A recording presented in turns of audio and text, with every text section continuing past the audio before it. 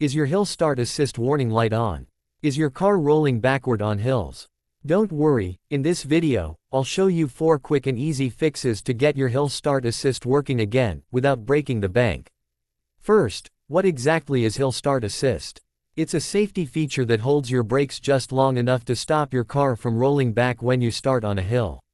But like any system, it can sometimes malfunction and cause problems. Step 1. Check your brake fluid level. Low brake fluid can disable hill start assist. Open the hood, find the reservoir, and top it up if it's low. Make sure you use the right brake fluid type for your vehicle. Check your owner's manual. Step 2. Look at your brake pads and wheel speed sensors. Worn brake pads or faulty sensors can trigger errors and stop hill start assist from working properly. If your pads are thin or sensors look damaged, it's time to replace them. Step 3. Use an OBD2 scanner to check for error codes. These codes tell you exactly what's wrong, like faulty sensors or control module issues. You can buy an affordable scanner online or visit a mechanic to get this done.